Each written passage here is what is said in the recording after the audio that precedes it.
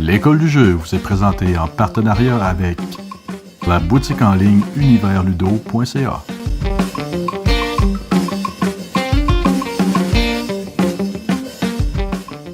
Salut la gang, c'est Joe pour l'école du jeu. Aujourd'hui, je vous parle d'un jeu très connu, une vidéo qui plaira à ceux qui ne le connaissent pas. Je vous parlerai de Dominion. Dominion est un jeu de 2 à 4 joueurs qui se joue en une trentaine de minutes pour des joueurs de 8 ans et plus. Dominion est souvent présenté comme le premier jeu de deck building. Je ne sais pas si ce bon vieux Daniel a été l'inventeur de ce mécanisme, mais il a été sûrement celui qui a contribué à le populariser. Donc pour ceux qui ne connaissent pas beaucoup le deck building, je vous invite à aller voir notre segment Mekakwa qui parle du deck building. Donc Dominion est un jeu de deck building que j'adore. Selon moi, c'est celui où je trouve que durant la partie, on est le moins soumis au hasard. C'est là où on va pouvoir contrôler le plus ce qui se retrouve dans notre deck comparativement au jeu où ce qu'on a plutôt que d'avoir un... Je ne sais pas le nom français, en anglais ils disent un pool. Dans le fond, on a des cartes disponibles à chaque partie qui sont là, prêtes à être achetées. Ça va être connu du début de la partie jusqu'à la fin. Donc, selon moi, ça a plus de contrôle que les deck building où on a ce qu'on appelle une rivière qui est 5 cartes ou avec un gros deck à part, on va venir tourner des nouvelles cartes au fur et à mesure qu'on va acheter des cartes. Ce type de deck building-là, comme on ne connaît pas les cartes d'avance, je trouve que ça inclut beaucoup plus de hasard. Donc, j'arrête de vous en parler et je vous amène aux règles et c'est parti. Donc, pour ce qui est des règles de Dominion, on va commencer par donner 3 cartes domaine. Ce sont les cartes avec des points de victoire aussi, comme ça, qui sont vertes. On va en donner 3 à chaque joueur. On va également leur donner 7 pièces de cuivre, qui sont les cartes jaunes avec un 1 ici. Une fois que chaque joueur aura son deck de départ, on placera les 3 cartes trésors, donc 1, 2 et 3, en 3 piles distinctes, comme ça ici, à la portée de tous. On placera aussi les points de victoire 1, 3 et 6, qui sont en fait les domaines, les duchés et les provinces, à raison de 12 pour une partie de 3 à 4 joueurs, et 8 pour une partie de 2 joueurs. Aussi, on placera la carte rebut à portée de tous et les cartes malédiction à raison de le nombre de joueurs x 10 moins 10. Donc à 2 joueurs, on mettra 10 cartes, à 3 joueurs, on mettra 20 cartes et à 4 joueurs, on mettra 30 cartes. Ensuite, pour finir, on aura le choix de placer les 10 cartes disponibles pour la partie, soit en prenant une configuration préfaite dans le livre. Le deuxième choix sera de venir piger 10 cartes à dos bleu comme ça qui viennent à être un exemplaire de chaque pile de cartes de façon à constituer une présentation pour chaque partie différente. Donc pour jouer Dominion, c'est simple, un tour consiste à piger 5 cartes, d'effectuer en premier les cartes actions, puis faire les achats pour finir par défausser ses cartes, refaire sa 25 cartes, passer au prochain joueur. Donc un tour plus en détail, ici je vais choisir une main assez remplie d'exemples. Donc les cartes vertes, c'est des points en fin de partie. Durant la partie, ils sont inutiles. Dans le fond, le but de Dominion va être un peu ça, de venir jauger un peu le nombre de cartes d'action qu'on va venir récupérer versus le nombre de cartes qui donnent des points qu'on va récupérer, afin de ne pas se faire voler la victoire par les autres joueurs, mais avoir un deck qui roule assez bien pour prendre beaucoup de cartes en fin de partie qui donnent des points. Donc, les cartes vertes, on peut les placer directement sur la table. Ensuite, vient les actions. Ici, on a une carte ici qui nous permet de faire piger une carte. Donc, plus 1 carte, c'est piger une carte. Voilà. Ensuite, cette carte-là m'ajoute une action. Donc, il faut savoir qu'à chaque tour, on a le droit de jouer qu'une seule action. Si je joue cette carte-là ici, elle me confère tous ces bonus-là. En plus, ça me permet de jouer une seconde carte action après celle-ci. Aussi, cette carte-là m'ajoute un achat. Donc, à chaque tour, on a le droit d'acheter qu'une seule carte avec toutes les cartes trésors qu'on possède. Sauf qu'avec cette carte-là ici, je vais pouvoir venir en acheter une deuxième. Et ici, j'ai un de cuivre de plus, donc une carte trésor de plus que je vais pouvoir utiliser. Donc, le 1 du bonus, 2, 3, 4, 5, ça me fait 5 pièces pour acheter. Et puis je peux acheter jusqu'à 2 cartes différentes. Donc je vais venir piger dans les cartes qui sont là, 2 cartes pour un total de 5. Je pourrais en prendre juste une quand même, il n'y a pas de problème. Donc je pourrais venir prendre cette carte-ci, qui a un coût de 2 et celle-ci qui a un coût de 3. Une fois que j'ai joué toutes ces cartes-là, je vais les placer dans ma défausse, repiger 5 cartes, et ça va être à mon voisin de gauche de jouer. Donc on va continuer à faire des tours comme ça de table jusqu'à ce que soit toutes les provinces soient épuisées ou que 3 paquets de cartes disponibles soient complètement épuisés. À ce moment-là, le joueur duquel c'est arrivé va finir son tour, puis la partie va se terminer comme ça.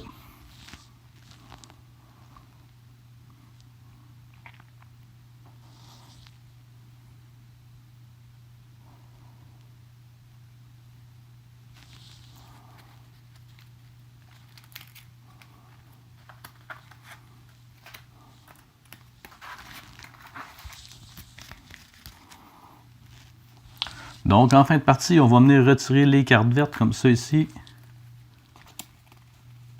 Du reste des autres cartes. Donc, si je serais en fin de partie, je ferais 3, 9, 15, 16, 17, 18 points pour la partie. C'est pas un gros score, j'ai fait seulement un exemple. Donc, c'est comme ça qu'on calcule les points. On fera attention, il y a certaines cartes qui vont venir donner des bonus sur certains types de points de victoire. Donc, il va falloir en tenir compte. Ici, j'avais seulement les provinces, donc 18. Un petit truc que je vous propose pour la mise en place, ici, venez placer vos cartes selon le coût d'achat. Ça n'aura aucun impact sur la partie, sauf que ça aide beaucoup, quand on ne connaît pas les cartes, à savoir dans quelle partie on peut venir choisir. Un exemple, si j'ai 4 pièces pour mon tour, dans le fond, la carte que j'ai ici vaut 4, celle-là, on est rendu à 5, donc je sais que je vais pouvoir acheter seulement ces cartes-là ici, ça enlève un peu de choix, puis ça accélère un peu la partie. Comme les règles sont pas très longues, je vais vous faire un tour des cartes rapides avec vous. Donc, rénovation qui permet d'écarter une carte de votre main pour recevoir 2 pièces. Donc, écarter, on prend la carte et on la met dans le rebut. C'est pas cette carte-là qu'on va remettre au rebut, ça va être une carte de notre main comme qui est écrit, mais c'était juste pour vous donner l'exemple de comment ça va faire fonctionner ici. Ensuite, le chancelier qui nous donne 2 pièces puis qui nous permet tout de suite de défausser notre deck. Des fois, ça peut être intéressant s'il y a une carte qu'on cherche, qu'on veut ravoir tout de suite. Ensuite, la chapelle qui nous permet d'écarter jusqu'à 4 cartes de notre main. Très utile si jamais on a des cartes qu'on a prises en début de partie pour bâtir quelque chose puis qu'on n'a plus besoin de les avoir ou simplement éliminer les cuivres qui valent seulement 1, indispensable au début, mais au long de la partie, on n'aura plus vraiment besoin. La mine qui nous permet d'écarter des cartes trésors pour avoir des cartes trésors qui valent 3 pièces de plus, donc avoir une carte trésor d'une valeur supérieure, c'est très intéressant. La carte valeur qui est intéressante, qui ajoute de l'interaction entre les joueurs, qui permet de... chaque joueur va retourner les 2 premières cartes de leur pile, puis vont écarter une de ces 2 cartes-là qui est un trésor. Vous allez pouvoir aller dans le rebut, aller chercher une de ces 4 cartes-là qui est un trésor, puis la garder pour vous. La milice, encore une fois, un peu d'interaction, vous donne 2 pièces, puis va obliger les autres joueurs à descendre leur main à 3 cartes. Donc, pour le prochain tour, auront seulement 3 cartes en main. Les douves qui sont un peu spéciales, qui vous donnent le droit de piger 2 cartes. Ensuite, si un joueur joue une carte, comme tantôt la milice, avec la tribu attaque, comme ça, vous allez pouvoir jouer la douve, même si ce n'est pas votre tour, pour vous en défendre et éliminer l'effet. Ensuite, l'espion qui vous donne une carte et une action. Et en plus, chaque joueur, vous compris, allez revirer une carte et c'est vous qui allez décider si le joueur met cette carte-là dans la défausse ou la remet sur sa pile. Donc, un bon moyen d'empêcher un joueur d'avoir une bonne carte. Le forgeron qui vous fait piger 3 cartes de plus pour votre tour. Le village qui vous permet de piger une carte et de faire 2 actions de plus sur ce tour-ci. La cave qui vous permet de faire une action de plus, en plus de vous faire défausser le nombre de cartes dans votre main que vous voulez et d'en repiger le même nombre. L'atelier qui vous permet de prendre une carte qui vaut 4 ou moins. Donc, c'est comme si vous aviez un trésor de 4 qui revient de temps en temps. La salle du trône qui vous permet de jouer 2 fois la même carte action. La sorcière qui vous permet de piger 2 cartes supplémentaires à ce tour-ci. En plus de donner à vos adversaires une carte malédiction. Donc, les fameuses cartes mauves ici qui vont enlever 1 point en fin de partie. La chambre du conseil qui vous permet de piger 4 cartes et de faire un achat supplémentaire pour votre tour. Tous les adversaires, par exemple, vont pouvoir piger une carte supplémentaire. La carte du marché que j'ai utilisée tantôt dans les règles qui donne une carte, une action, un achat et un cuivre de plus pour le tour. Le festin qui vous permet d'écarter cette carte-là, donc de la placer dans le rebut pour prendre une carte qui vaut 5. Donc c'est un moyen de prendre une carte d'une valeur d'un cuivre de plus sans le dépenser. Les bûcherons qui vous donnent simplement un achat et 2 cuivres de plus. Le laboratoire qui vous donne de piger 2 cartes et de faire une action supplémentaire. Le festival qui donne 2 actions, un achat et 2 cuivres. L'aventurier qui vous permet de piger les cartes jusqu'à temps que vous ayez trouvé 2 trésors. Lorsque vous avez trouvé 2 trésors en piochant, vous les gardez à votre main. Toutes les autres cartes révélées comme ça sont défaussées. Le prêteur sur gage qui vous permet d'écarter une carte cuivre de votre main pour gagner 3 cuivres de plus pour ce tour-ci. Donc, quand c'était écarté, elle va aller dans le rebut, comme d'habitude. La bibliothèque qui vous permet de piocher jusqu'à 7 cartes, jusqu'à temps que vous ayez 7 cartes en main. Donc, en piochant, si vous avez des cartes actions, vous pouvez les mettre de côté. À la fin, quand vous allez avoir vos 7 cartes en main, vous allez pouvoir défausser tous ceux que vous avez mis de côté. Donc, ça vous permet un peu de choisir les cartes que vous allez garder en main. Le bureaucrate qui vous permet de prendre une carte argent, donc un trésor de 2, pour le mettre sur votre pile. Chaque joueur devra prendre de sa main une carte victoire puis la mettre sur le dessus de sa pile. Si jamais les autres joueurs n'ont pas de carte victoire en main, ils devront vous montrer quand même leur main pour vous montrer qu'ils n'en ont pas. Donc, qu'est-ce que je pense de Dominion? Dominion, c'est pour moi le meilleur jeu de deck building que j'ai joué jusqu'à maintenant. Son plus grand point positif, selon moi, est sa durée qui est d'environ 30 minutes à 4 joueurs et le fait qu'on connaît d'avance les cartes, donc qui atténue beaucoup l'effet de chance. Aussi, le jeu est plutôt simple, ce sera un jeu qu'on pourrait présenter facilement à des nouveaux joueurs, à condition de ne pas ajouter d'extensions qui viendraient rajouter des mécanismes dans le jeu, mais le jeu de base est vraiment très simple à expliquer. Parlant des extensions, le jeu a beaucoup d'extensions, autant en anglais qu'en français. En français, j'ai remarqué qu'ils ont arrêté de traduire les extensions, mais comme il y en a déjà tellement de sorties, avant d'avoir fait le tour de ce jeu-là, je vous conseille d'avoir beaucoup de parties en arrière de la cravate. Vous allez avoir des heures et des heures et des heures et des heures de plaisir avant de dire que vous avez fait le tour du jeu de base et de toutes les extensions disponibles pour ce jeu-là. Ensuite, d'habitude, je vous parle du livret de règles en premier. Maintenant, on a fait une exception. Il n'y avait pas de raison. C'est juste arrivé comme ça. C'est aussi un point positif du jeu. Les règles sont très bien écrites. On a le droit à 2 livrets. Un livret qui nous explique les règles de A à Z. Ensuite, on a un livret de règles qui nous explique comment placer le jeu, puis nous donne en détail sur plusieurs pages un tour de jeu complet. Donc, impossible de ne pas comprendre ce jeu-là. Vraiment, le livret de règles est super bien fait. En plus, on a la précision sur chaque carte. Sur chaque carte qui sont dans le jeu, comme ça ici décrit en texte plus amplement, pour remplacer un peu les icônes qu'il y a dans le jeu. Mais c'est déjà très clair sur les cartes.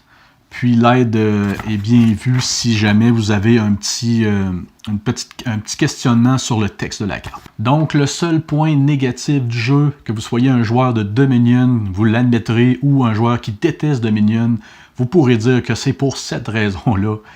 Le visuel est correct sans plus, mais le gros problème, c'est qu'on ne ressent pas le thème du jeu du tout. Le thème du jeu, c'est qu'on construit un royaume et dans le fond, le deck serait notre royaume. Des fois, on y ajoute une sorcière ou un village ou on ajoute une pièce de cuivre. Fait que le thème n'est pas très présent. On sent pas qu'on construit quelque chose d'autre qu'un deck de cartes avec des effets qui vont nous permettre de devenir de plus en plus puissants puis ramasser le plus de points. Ça fait que si on peut pas passer autre, c'est un gros problème. Autrement, c'est comme ça. Donc, Dominion est un jeu que je recommande fortement pour ceux qui pourront passer outre le fait que le thème n'est pas très intégré dans la mécanique. Et les nouveaux joueurs, comme les plus habitués, aimeront sûrement jouer une bonne partie de Dominion. Et comme d'habitude, je vous suggère de vous abonner au Facebook, à la chaîne, de liker la vidéo, de la partager aussi, pourquoi pas, et d'aller faire un tour sur notre site www.passionboardgames.com pour des actualités sur les Kickstarter, les jeux à venir, quelques critiques, une tonne de vidéos de YouTubers québécois, et quelques articles de confrères francophones, donc je dirais plutôt européens, dans le fond, tout le site est de contenu francophone, donc européen. C'était donc Joe pour l'école du jeu, et je vous dis à la prochaine.